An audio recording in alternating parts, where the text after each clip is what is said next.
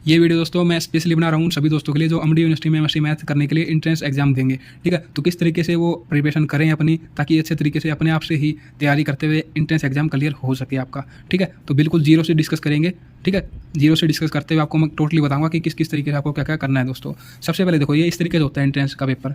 ये आप question paper देख रहे हो 2019 का दोस्तों। ठीक है, मेरे पास और भी है यहाँ पर इस तरीके से। ठीक है, इनकी आवश्यकता नहीं है। यहाँ पर देखो आप 100 अपने पास है क्वेश्चन होते हैं, प्रत्येक क्वेश्चन 1 नंबर का होता है। ठीक है दोस्तों, 100 ही अपने पास मार्क्स होते हैं इनके। टाइम अपने पास दोस्तों 90 मिनट का होता है यहाँ पर according to this paper. Negative marking अपने पास होती नहीं है। ठीक है, तो ये तो था अपने पास पैटर्न। सिलेबस हम डिस्कस कर चुके हैं, वही BA BSc में जो हमने 18 मैथ किए थे वही आएंगे पेपर में। अब इनमें से अपने पास लास्ट सेमेस्टर के जो मैथ होते हैं अपने पास, जैसे कि देख सकते हो आप 5th और 6th सेमेस्टर के मैथ मैंने खुद ने तैयारी की थी, उस टाइम में बनाई हुई चीज़ें दोस्तों। ठीक है ना, हालांकि मैंने एडमिशन ले रखा एमएससी वगैरह में, बट काम मैंने उसी तरीके से किया था जो कि एक स्टूडेंट किसी पर्टिकुलर एग्जाम को टारगेट करते हुए करता है दोस्तों। ठीक है, तो यहाँ पर ये अपने पास है 6 मैथ आप देख रहे होंगे। इन 6 मैथ की खास वेटेज है। ये 5th 6th सेमेस्टर के मैथ है अपने पास, जैसे आप देख रहे होंगे 7 क्वेश्चन 7 क्वेश्चन 7 क्वेश्चन 7 क्वेश्चन 6 और 6। टोटली अपने पास है यहाँ पर 40 क्वेश्चन 40 नंबर दोस्तों। इट मीन्स अपने पास जो 3 साल होते हैं BSc या BA के दौरान, केवल लास्ट साल मतलब कि लास्ट ईयर के अगर हम 6 मैथ कर लें तो 40 नंबर का काम ये करवा देते हैं दोस्तों। ठीक है, बाकी इनकी वेटेज कितनी है अपने पास 30 नंबर ये 30 नंबर ये। ठीक है, तो ये 10 नंबर तो एक्स्ट्रा में मिल रहे हैं 6 सेमेस्टर के अगर हम 6 मैथ कर लें तो। और सेकेंडली अच्छी बात यह है क्योंकि हमने ये अभी किए होंगे, आपने अभी BSc BA के लास्ट ईयर के एग्जाम दिए होंगे या फिर दे रहे होंगे, तो आपके माइंड में ये पहले से ही बने हुए हैं। आपको बस एग्जाम पॉइंट ऑफ व्यू से और करना है इनको। ठीक है, तो ये नंबर आपके हो जाएंगे सेट यहाँ से। ठीक है, अब ये तो आपको मतलब कि इनका तो कुछ सिलेक्शन करना ही नहीं है आपको इन बुक्स का, तो ये तो आपको सिलेक्टेड करनी है 6 बुक 40 नंबर अगर आपको लेने हैं तो। इसके अलावा 4 बुक आप और सिलेक्ट कर लें दोस्तों। प्रीवियस ईयर मतलब कि फर्स्ट और सेकंड ईयर से आप और सिलेक्ट कर लें 4 बुक, जो आपको अच्छी लगती है वो 4 बुक कर लें। ठीक है दोस्तों, जैसे कि लाइक अपने पास PD OD आसान बुक है, वेक्टर कैलकुलस आसान बुक है, ये आसान बुक है। इस तरीके से कोई भी 4 बुक आप कर लें दोस्तों सिलेक्ट। ठीक है, वो काम आपका है। तो इस तरीके से जब आप ऐसा कर लेंगे 10 बुक अगर आपने सिलेक्ट कर ली, तो आपका ये मान लें कि आप 60% सिलेबस कंप्लीट कर लेंगे दोस्तों। ठीक है, उसके बाद आपकी इच्छा पर डिपेंड करता है, आप कुछ करना चाहें तो कर सकते हैं। बाकी इतना तो आप करें ही करें अगर आप एंट्रेंस एग्जाम की तैयारी कर रहे हैं दोस्तों। तो फर्स्ट स्टेप तो ये हो गया आपका। अब सेकंड स्टेप होता है दोस्तों अपने पास, आप जब PDF डाउनलोड कर लेंगे इन टेस्ट की, जो ये क्वेश्चन पेपर्स हैं अपने पास पिछले 5 साल की डाउनलोड कर लें आप। उसके बाद आपको करना है इनको एनालाइज किस तरीके से करना है वो आपको बता देता हूँ। जैसे कि मैंने किया था जिस तरीके से, वैसे आपको दिखाई देता हूँ मैं यहाँ पर। जैसे कि आपको दिखा देता हूँ फॉर एग्जाम्पल, ये देखो दोस्तों मैंने क्या किया, ये मेरे पास जो PDF थी, या फिर मैंने तो प्रिंट निकलवा रखे हैं, प्रिंट निकलवाने की आवश्यकता भी नहीं थी। मैंने क्या किया यहाँ पर दोस्तों, जो 10 बुक मैंने लिए हैं ना, 10 बुक लिए हैं मैंने, उन 10 बुक्स को मेरे को 5 दिन तो एनालाइज ही करना है अच्छे तरीके से। ठीक है, तैयारी करने से पहले आप एनालाइज कर लें, क्योंकि एनालाइज से आपके काफ़ी सारे मतलब कि ऐसे चैप्टर आप स्किप कर देंगे। एनालाइज के दौरान आप ऐसे चैप्टर कुछ देखेंगे जो कि एग्जाम में आते ही नहीं है जहाँ से क्वेश्चन, तो आपका टाइम वेस्ट नहीं होगा दोस्तों। ठीक है, एनालाइज करेंगे अच्छे तरीके से तो बहुत ही मतलब कि अच्छा महसूस करेंगे आप 5 दिन के बाद कि अच्छा हुआ मैंने एनालाइज कर लिया, काफ़ी मेरा टाइम बचेगा, अब अच्छे तरीके से मैं अपनी प्रिपरेशन को आगे कर सकता हूँ। ठीक है, तो देखो मैंने क्या किया, 2013 से 19 तक के मेरे पास पेपर थे, उन पेपर से मैंने ये जैसे कि यहाँ पर डायनेमिक मैथ के मैंने क्वेश्चन लिखे हैं। तो डायनेमिक मैथ में 2013 में 5-6 क्वेश्चन आए थे, वो मैंने यहाँ पर लिख दिए। ठीक है, इस तरीके से विद ऑप्शन लिख दिए मैंने यहाँ पर। फिर मैंने क्या किया दोस्तों, 2015 के लिख दिए इस तरीके से। अभी आपको बताऊंगा फिर मैंने लिखने के बाद क्या किया यहाँ पर। फिर मैंने क्या किया दोस्तों, यहाँ पर 15 के लिखने के बाद मैंने 16 के लिख दिए यहाँ पर। इसी तरीके से फिर मैंने 18 के लिख दिए यहाँ पर, फिर मैंने 19 के लिख दिए यहाँ पर। ठीक है, ये मैंने काम कर दिया लिखने का। डायनेमिक मैथ के मेरे पास जितने भी क्वेश्चन पेपर अवेलेबल थे उनमें से डायनेमिक मैथ के 60 के लिख दिए मैंने क्वेश्चन। अब लिखने के बाद मैंने क्या देखा कि कुछ क्वेश्चन ऐसे हैं जो कि रिपीट हो रहे हैं। ये क्वेश्चन 2013 में पूछे गए थे डायनेमिक मैथ के। अब यही क्वेश्चन देख लो आप, 2016 में भी आया था, यही क्वेश्चन 2016 में भी आया था।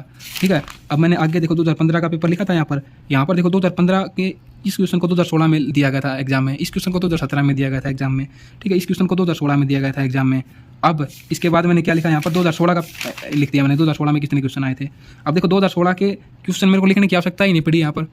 ठीक है, 3 ही क्वेश्चन, वैसे तो 6 आते हैं अपने पास डायनेमिक्स में, बस 3 ही क्वेश्चन मैंने यूनिक मिले मेरे को 2016 में। बाकी 3 तो पहले रिपीट हो गए यहाँ पर। ठीक है, बाकी 3 तो दोस्तों क्या हो गए, रिपीट हो गए पहले यहाँ पर। 2016 में मेरे पास यूनिक क्वेश्चन कितने आए, 3 आए। फिर 2017 में आते क्वेश्चन अपने पास 6 हैं, लेकिन एक क्वेश्चन मेरे पास रिपीट हो गया, 2015 में आया हुआ था, वही इन्होंने उठा रखा था। तो इस तरीके से आप देखेंगे दोस्तों काफ़ी क्वेश्चन रिपीट हो रहे हैं। जैसे कि 2018 वाले क्वेश्चन मैं यहाँ पर लिख रहा था, मैंने देखा कि 3 क्वेश्चन तो ऐसे ही थे 2018 के क्वेश्चन पेपर में, जो कि पहले क्वेश्चन आज पूछे जा चुके हैं 2014, 15, 16 के दौरान, 17 के दौरान। ठीक है, तो मेरे पास यूनिक क्वेश्चन कितने मिले, मेरे को 3 ही मिले बस 2018 में। इसी तरीके से 2019 में देखो ये क्वेश्चन आए थे। मतलब कि कहने का मतलब क्या है दोस्तों आप लिखने जब लगोगे इनको, जैसे कि मैंने 5 ईयर के लिखे हैं ये क्वेश्चन। अब डायनेमिक मैथ में 6 क्वेश्चन आते हैं, तो 5 ईयर के हिसाब से 6 क्वेश्चन के 30 क्वेश्चन बनने थे। बट जब मैंने यहाँ पर लिखना इनको स्टार्ट किया तो मैंने देखा काफ़ी क्वेश्चन तो रिपीट हैं, तो मेरे पास रिटर्न में 20 ही क्वेश्चन बने दोस्तों, यूनिक क्वेश्चन जो कि रिपीट नहीं हुए। 10 क्वेश्चन तो रिपीटेड ही मिल गए मेरे को दोस्तों। तो हर बुक में आपको काफ़ी सारे ऐसे क्वेश्चन मिलेंगे जो कि रिपीट होते हैं प्रत्येक वर्ष दोस्तों, ठीक है। तो यहाँ से आपको इंपॉर्टेंस पता लगेगा प्रीवियस ईयर क्वेश्चन की दोस्तों, ठीक है। इसके बाद इतना एनालाइज जब आप कर लेते हैं, ये प्रत्येक बुक को आपको करना है, ठीक है। ये तो जैसे कि मैंने यहाँ पर आपको डायनेमिक दिखाया, इसी तरीके से आपको मैं और भी दिखाता हूँ। देखिए जैसे कि ODPD में दिखाता हूँ आपको, इसी तरीके से मैंने बाकी बुक्स को भी एनालाइज किया था। ये यहाँ पर आपको दिखा देता हूँ मैं एक बार।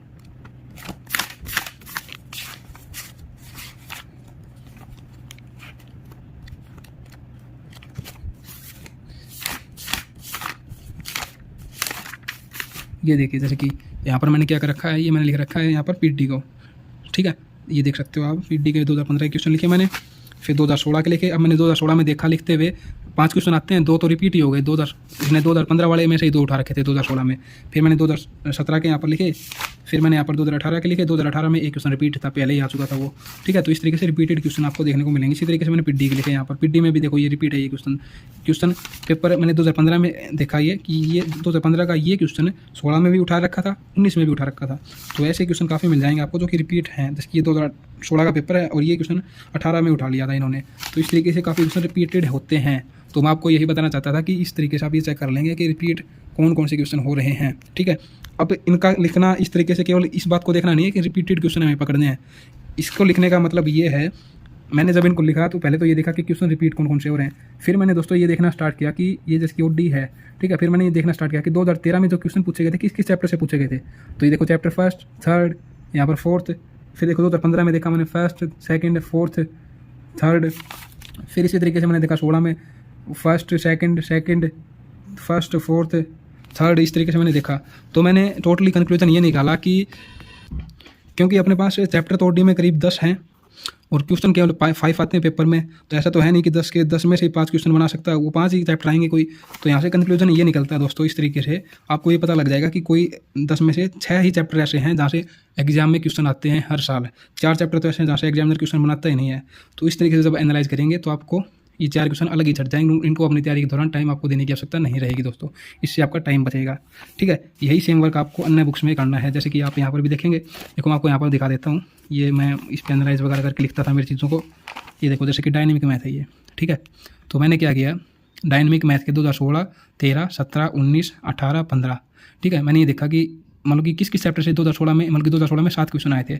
अब मैंने यहाँ पर ये लिख दिया कि कौन कौन से चैप्टर से आए थे ये 7 क्वेश्चन। तो एक क्वेश्चन है 5 के चैप्टर से, एक 8 के, एक 1st के, एक 18 के चैप्टर से, एक नहीं सॉरी 8 के, एक 7 के, 1st चैप्टर से आया, एक 6 से आया। मतलब कि 1st चैप्टर से 2 से 3 क्वेश्चन आए थे।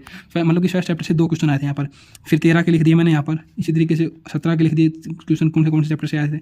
18 के लिख दिए, 19, 15 के लिख दिए यहाँ पर, ठीक है। जो मेरे पास अवेलेबल थे क्वेश्चन पेपर, मैंने सभी को इस तरीके से एनालाइज किया सबसे पहले। तो फिर मैंने ये देखा दोस्तों कि इन सभी ईयर में चैप्टर 1st, 3rd, चैप्टर 10 और चैप्टर 8, ये 4 चैप्टर मेरे को ऐसे मिले जहाँ से प्रत्येक साल क्वेश्चन आता ही आता है, ठीक है दोस्तों। तो इन चैप्टर्स को तो मैं ज़रूर करूँगा दोस्तों, ठीक है।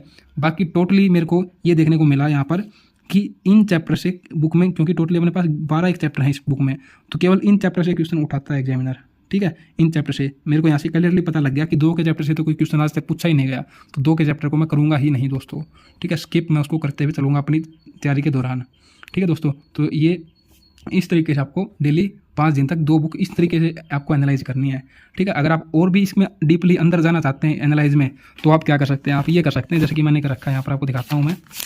जैसे कि ये OD की ये OD के लिए मैंने क्वेश्चन लिखे थे, तो यहाँ पर देखो मैंने लिख दिया, जैसे कि आप देखेंगे यहाँ पर मैं आपको दिखा देता हूँ, यहाँ पर लिखा मिलेगा आपको। देखो जैसे कि 2017 का ये क्वेश्चन है, तो मैंने लिख दिया यहाँ पर ये 2.4 से आया था, एग्जाम्पल 1st है ये उस एक्सरसाइज का। फिर आपको देखो 2018 का पेपर ये रहा। अब 2018 में देखो चैप्टर 2 में से सेम एक्सरसाइज का ही क्वेश्चन एग्जाम्पल 2 उठा लिया गया।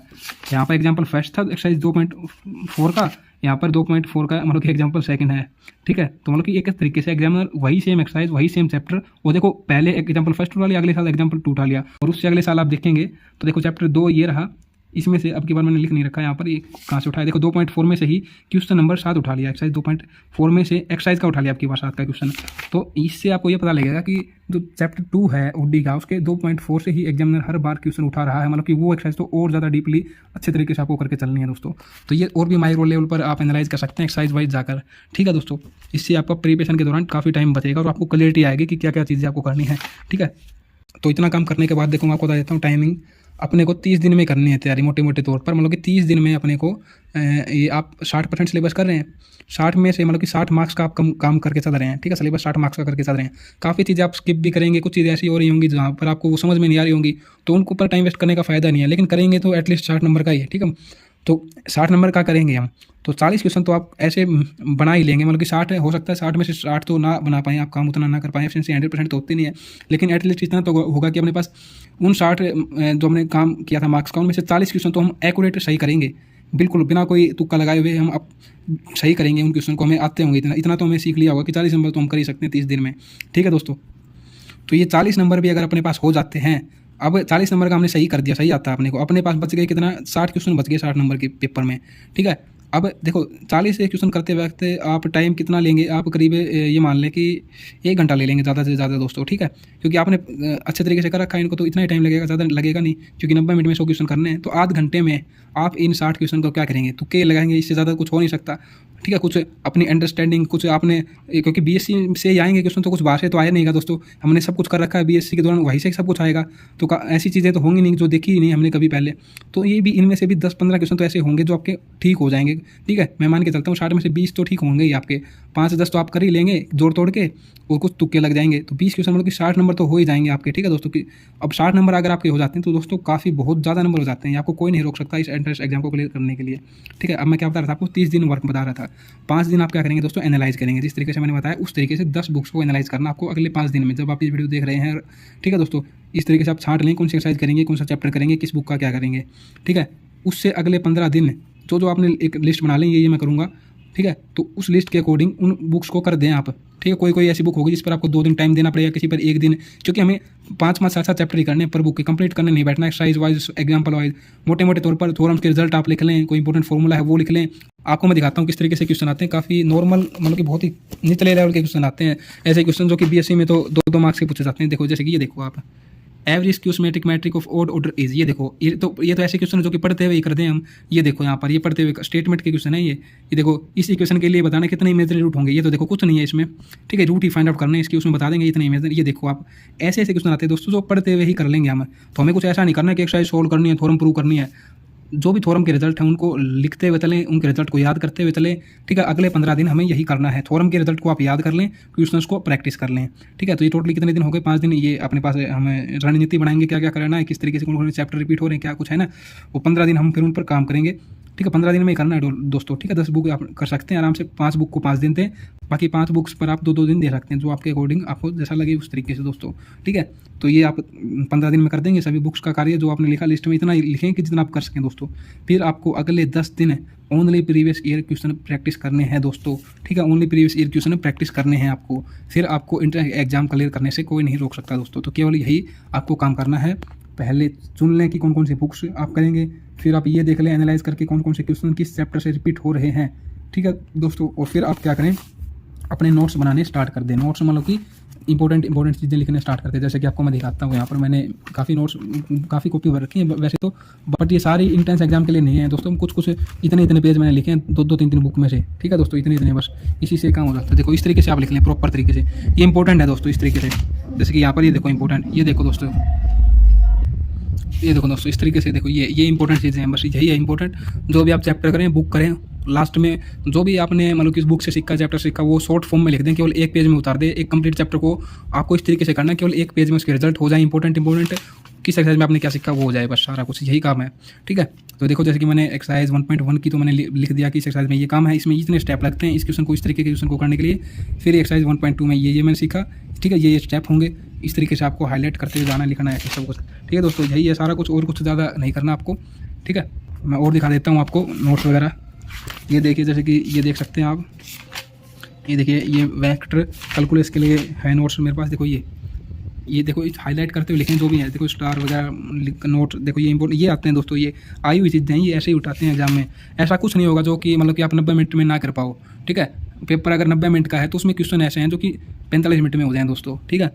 ये देख लो दोस्तों, ये और स्किप ज़रूर करें किसी क्वेश्चन को। ऐसा नहीं है कि आप टाइम ज़्यादा दे दें, आपको लगे कि मैंने किया हुआ है ये और करके ही रहूँगा, ऐसा मत करिए दोस्तों। टाइम वेस्ट ना करें आप कभी भी इस तरीके से, ठीक है। अपनी प्रॉपर नोट्स बनाएं और इस तरीके से अपनी तैयारी को स्टार्ट कर दें दोस्तों। ये देख सकते हैं आप, ये तो कुछ नहीं है, ये मैंने बीएससी के दौरान नहीं बनाए थे ज़्यादातर। ये देखो जैसे कि इंपॉर्टेंट चीज़ें आप ऐसे ही रेड पेन ले लें, जो भी लिखते रहें, इस तरीके से नोट्स बनाते रहें जो जो आपको इंपॉर्टेंट लगे उन चीज़ों के, ठीक है। इस तरीके से ये देख सकते हैं आप, ये देखिए। और जब आप कंप्लीट कर लें चैप्टर को तो लास्ट में लिख दें उस चैप्टर में आपने क्या सीखा है, ठीक है। तो ये देख सकते हैं आप इस तरीके से। धन्यवाद आपका वीडियो को देखने के लिए दोस्तों। इस तरीके से अपनी तैयारी को आप करें।